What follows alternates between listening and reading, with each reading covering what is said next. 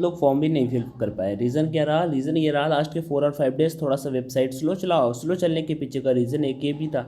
एक तो ऊपर से ही था और दूसरा ये था कि स्टार्टिंग में कैंडिडेट ने फॉर्म को फिल नहीं किया। फिल क्यों नहीं किया? वो लगे रहे एयरफोर्स की प्रिपरेशन में। डेफिनेटली यहाँ पे क्या डिस्कस करने वाला हूँ, कोस्ट गार्ड का जो ऑफिशियल सिलेबस है, जो ऑफिशियल वेबसाइट पे है, वो डिस्कस करने वाला हूँ। पेपर पैटर्न क्या होगा वो डिस्कस करने वाला हूँ। उसका टोटल फॉर्म कितने फिल किए गए वो डिस्कस करने वाला हूँ। तो मैं यहाँ पे आपको दिखा देता हूँ, ये शाम के 6 बजे का स्क्रीनशॉट है। आप ही में से किसी भाई ने मुझे भेजा था पर्सनल टेलीग्राम पे। तो यहाँ पे रजिस्ट्रेशन हैज़ बिन क्लोज्ड, मतलब कि उसके बाद आपका रजिस्ट्रेशन बंद हो चुके हैं और अभी आगे उसका डेट एक्सटेंड नहीं किया गया। ये मुझे 5:25 का स्क्रीनशॉट प्राप्त हुआ था। जो 3,27,125 फॉर्म टोटल अभी तक फिल हुए हैं आपका इंडियन कोस्ट गार्ड में, ठीक है। कोस्ट गार्ड नाविक डीबीजीडी, देखो डीबीजीडी का एक ही फॉर्म हो जाता है, डीबी का अपना अलग हो जाता है। यहाँ पे बेसिकली जीडी का फॉर्म है।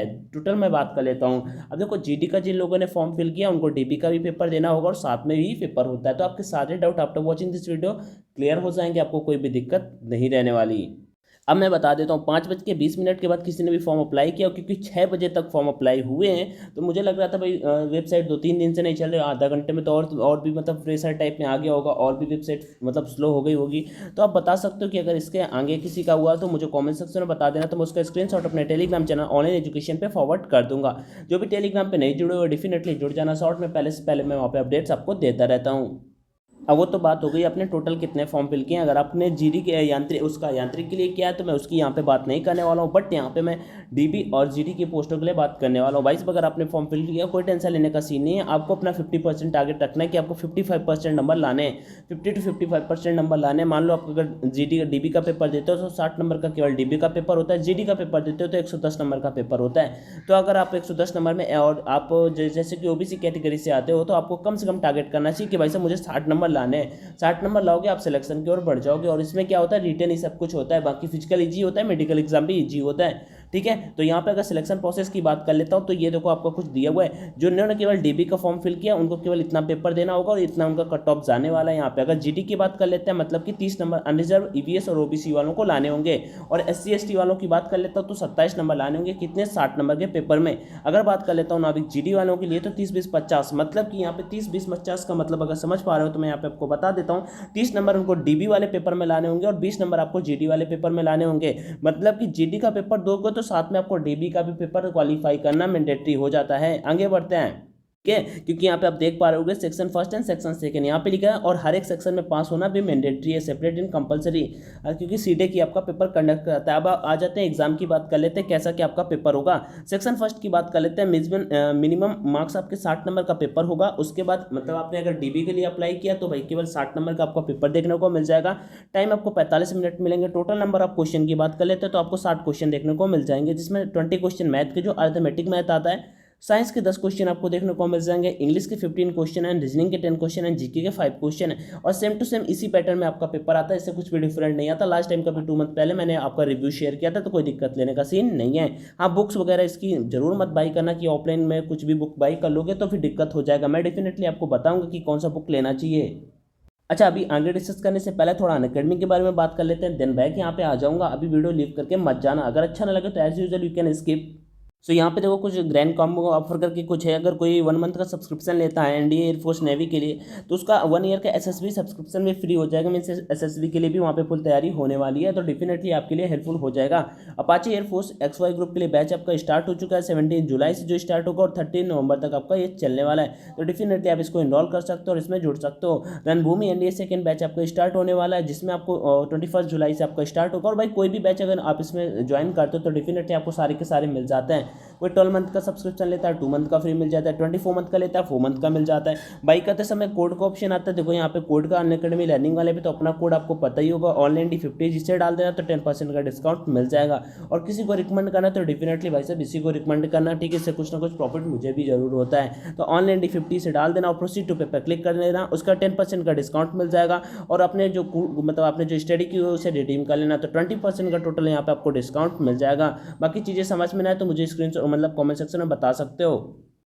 अब देखो यहाँ पे अगर डीबी की बात कर रहा था तो 30 नंबर पास होने के लिए कम से कम जनरल कैटेगरी वालों को नंबर लाने होंगे। उसका 27 नंबर आपको SC ST कैटेगरी वालों को लाने होंगे। और ये जो सिलेबस आएगा क्लास 10th का सिलेबस पे आपका पूरा का पूरा सिलेबस होने वाला है। अगर सेक्शन सेकंड की बात कर लेते हैं तो आपको कम से कम 50 नंबर का पेपर होगा, टाइम 30 मिनट होगा और क्वेश्चन आपके 50 होंगे, 25 फिजिक्स के, 25 मैथ के, ठीक है। ये दोनों के दोनों टेक्निकल होंगे। 11th एंड 12th का जो आपका आता है, जिसमें आपको 20 नंबर लाने होंगे कम से कम अनरिजर्व वालों को, ईवीएस ओबीसी वालों को, और 70 नंबर एससी एसटी कैटेगरी वालों को, और ये क्लास 12th के सिलेबस के बेसिस पे होगा। सेक्शन 3 की बात हमें यहाँ पे नहीं करनी है, बट सेक्शन 3 जो भाई देने वाले हो उनको भी मैं बता देता हूँ कि आपको भी डीबी का पेपर देना होगा।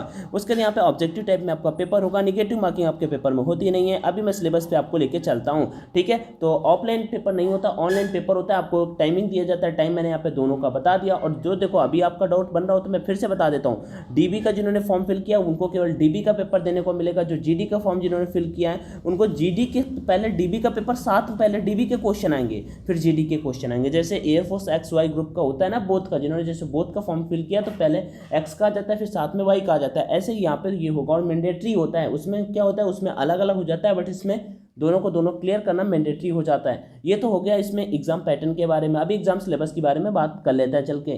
तो कोस्ट गार्ड के ऑफिशियल वेबसाइट पे आ चुका हूँ यहाँ पे। और देखो अगर इसको मॉडल पेपर आपको चाहिए तो मैं टेलीग्राम चैनल ऑनलाइन एजुकेशन पे इसके मॉडल पेपर आपको फॉरवर्ड कर दूंगा, तो आप देख सकते हो कि किस टाइप का पेपर आता है। यहाँ पे वैसे आपको ऑनलाइन भी मॉक लगाने को मिल जाएंगे, तो आपको कोई टेंशन लेने की नीड नहीं है, ठीक है। तो यहाँ पे नाविक जीडी ऑनलाइन मतलब क्लिक किया नाविक डीपी, तो आप इनका ऑन मतलब मॉक चाहते हो तो टेलीग्राम का लिंक डिस्क्रिप्शन बॉक्स में दिया हुआ। अपने टेलीग्राम चैनल का नाम है ऑनलाइन एजुकेशन EDUCATION, ठीक है। तो लिंक वहाँ पे दिया हुआ है। चलो वो सब हटाते हैं, अपने सिलेबस पे बात कर लेते हैं। तो सिलेबस मैंने आपको बता ही दिया। सिलेबस में पहले आपका साइंस आता है 20 मार्क्स का, मैथ 10 मार्क्स का, इंग्लिश 10 मार्क्स का, जनरल अवेयरनेस 5 मार्क्स का, और रीजनिंग आपका 15 मार्क्स का।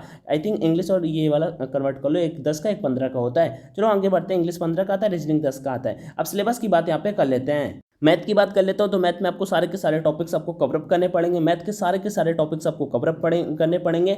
आई मीन ट्रिगोनोमेट्री और प्रोबेबिलिटी से लेके आपका time and work ratio, average मतलब एवरेज, उसका profit and loss, time and work, और उसका टाइम एंड डिस्टेंस, ये जितने भी टॉपिक आपके बन जाते हैं ये सारे के सारे टॉपिक आपको कंप्लीट करने होंगे। और ज़्यादा का ज़्यादा कुछ इतना डिफिकल्ट पेपर नहीं आता, जैसे कि मेंसुरेशन, ज्योमेट्री, टेंडेंसी, एवरेज, ठीक है, इंटरेस्ट, वर्क एंड टाइम। ये आपका जो अर्थमेटिक मैथ होता है ये आपको पूरा का पूरा कंप्लीट करना पड़ेगा। ये नहीं कि बहुत डिफिकल्ट आता है, ईजी आता है, लेकिन 20 मार्क्स का आता है तो डेफिनेटली आपको सबसे ज़्यादा फोकस इसी पे रखना होगा। उसके बाद अगर इंग्लिश की बात कर लेते हैं तो इंग्लिश सबसे ईजी हो जाता है, क्योंकि इंग्लिश में मैं बता देता हूँ आपका पैसेज नहीं देखने को मिलता है पेपर में लास्ट टाइम के रिव्यू के अकॉर्डिंग। उसके बाद नेक्स्ट चीज़ यहाँ पे आपको फिर से बता देता हूँ। प्रीपोजिशन का ऑलमोस्ट 2 क्वेश्चन आपके आ जाते हैं। साइन ऑन, भाई वोकैब्स का एक अलग ही कमांड होता है। वोकैब्स में कम से कम 7 से 8 नंबर का आ जाता है, जिसमें आपको एक साइन ऑन, एक एंटोनिम, उसके कम से कम आपका 1 या 2 आपका सब्सटीट्यूशन, 1 या 2 आपके एडियम, एरर मीनिंग, मतलब कि वोकैब्स का एक अच्छा खासा यहाँ पे कमांड आपको देखने को मिल जाता है। और सबसे फेवरेट क्वेश्चन आपके डायरेक्ट, इनडायरेक्ट और एक्टिव पैसिव, जो आपको कभी भी मतलब हमेशा मार्क दिला देते हैं, तो उनके लिए यहाँ पे वो हमेशा क्वेश्चन आपको देखने को मिल जाता है। बस इंग्लिश का सेक्शन यही होता है, कुछ ज़्यादा ये नहीं आता कि पंचुएशन वगैरह भी यहाँ पे देखने को नहीं मिलता। वो लिखा हुआ है बट आपको पेपर में नहीं देखने को मिलता है। आगे बात कर लेते हैं कि साइंस में मोस्टली मैं बता दूं सबसे ज़्यादा जो मतलब कमांड देखने को मिलेगा, भाई आप जीडी का फॉर्म आपने फिल किया तो डेफिनेटली आप अगर जीडी की प्रिपरेशन करते हो तो आपको कोई दिक्कत लेने का साइंस का मतलब नीड ही नहीं है, क्योंकि साइंस में इसमें डीबी वाले पेपर में जो साइंस मिलेगा लगभग 10 क्वेश्चन आएंगे। 10 में से लगभग 6 से 7 क्वेश्चन आपका फिजिक्स से होगा, 6 क्वेश्चन लगभग फिजिक्स से होगा। तो फिजिक्स वाले आप आराम से कर जाओगे। जो 7वां 8वां होगा उसमें नेचर ऑफ मैटर से क्वेश्चन आ सकता है, विटामिन से क्वेश्चन आ सकता है, उसका किसी डिशेज से क्वेश्चन आ सकता है। बस मैक्सिमम इतना ही होता है ये साइंस वाला सेक्शन, ठीक है। तो अगर यहाँ पे देखो ये सारा फिजिक्स है, ये तो फिजिक्स आप जानते हो, force, line, gravitation, heat, temperature, metals, non metals, sound and wave, ठीक है, मोशन, एटॉमिक स्ट्रक्चर, ये सारा का सारा साइंस सेक्शन आप सभी जानते हो। उसके बाद अगर मैथमेटिक्स की मैं बात कर ली, मैंने इंग्लिश के बारे में बात कर ली, जनरल अवेयरनेस। अब जनरल अवेयरनेस को कोई स्पेसिफाई नहीं बता सकता, क्योंकि 5 नंबर का जीके आपका आता है। हाँ ये बात मैं बता सकता हूँ कि स्टैटिक अगर आप पढ़ते हो, स्टैटिक जीके आप पढ़ते हो, तो 2 से 3 नंबर का आप स्टैटिक जीके से क्वेश्चन देखते हुए मिल सकता है। एक क्वेश्चन आपका करंट अफेयर का यहाँ से आ जाता है। बाकी सिलेबस तो यहाँ पे उन्होंने पूरा का पूरा दे रखा है, तो इससे पढ़ने से अच्छे बेटर होता है कि आप मैथ के लिए जीके, इसके लिए आप जीके को छोड़ भी सकते हो, आप मैथ पढ़ सकते हो, उसके साथ इंग्लिश पढ़ सकते हो, रीजनिंग पढ़ सकते हो, क्योंकि जीके ऐसा होता है 2 से 3 आप कर जाओगे। अगर आपका अच्छा बहुत अच्छा जीके होता है तब जाके आप 4 या 5 नंबर ला सकते हो टोटल, और इतने ही क्वेश्चन आते हैं जितने यहाँ पे दिए हुए हैं। उसके बाद रीजनिंग की बात कर लेते हैं। अगर रीजनिंग पे बात कर लेते हैं तो रीजनिंग में कोई भी ऐसा टॉपिक नहीं है जो आपको छोड़ना नहीं होता, बट मैं मोस्टली यहाँ पे बता देता हूँ कि according to the reviews non verbal reasoning आपको ज़्यादा से ज़्यादा देखने को मिल जाएगी। फिगर वाले 2 से 3 क्वेश्चन देखने को मिल जाते हैं आपका, और सीरीज वाले क्वेश्चन भी देखने को मिल जाएंगे, जो आपको स्क्वायर और रूट पे हो सकता है, ऐड पे हो सकता है, क्यूब पे हो सकता है, वो वाले क्वेश्चन आपको देखने को यहाँ पे मिल जाते हैं। बाकी रीजनिंग भी यहाँ पे सारे के सारे वैसे टॉपिक दिए हुए हैं, कोडिंग, डिकोडिंग, स्पेलिंग। उसके बाद यहाँ पे देखो और भी नीचे चलता हूँ तो कुछ ज़्यादा वैसे रीजनिंग का नहीं है। रीजनिंग के बस इतने ही ऊपर यहाँ पे टॉपिक दिए हुए हैं, ये बस इतने ही टॉपिक यहाँ पे दिए हुए, spelling, sequences, ability, associate, reasoning and associative था यहाँ पे, न्यूमेरिकल, तो ये करके कुछ था। उसके बाद आगे यहाँ पे बढ़ते हैं, ये तो आपका जीडी का हो गया। अगर सेक्शन सेकंड की बात कर लेते हैं तो आपका फिजिक्स आ जाता है और मैथमेटिक्स आ जाता है। अब इसमें मैं बता देता हूँ 11th और 12th का कोई भी टॉपिक आपका जो है आपने पढ़ा है उससे कोई भी टॉपिक आपको छोड़ना नहीं है। आप चाहोगे तो कोई हर एक टॉपिक को पिक कर लोगे।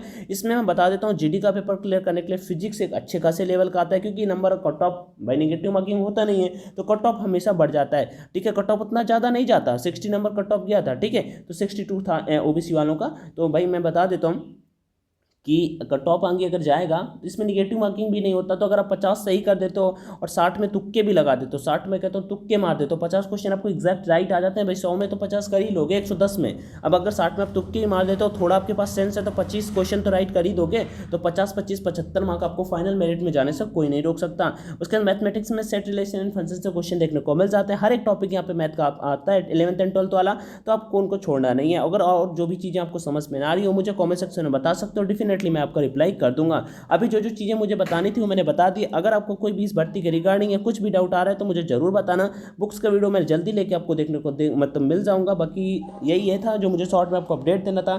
थैंक यू, जय हिंद, all the best and take care.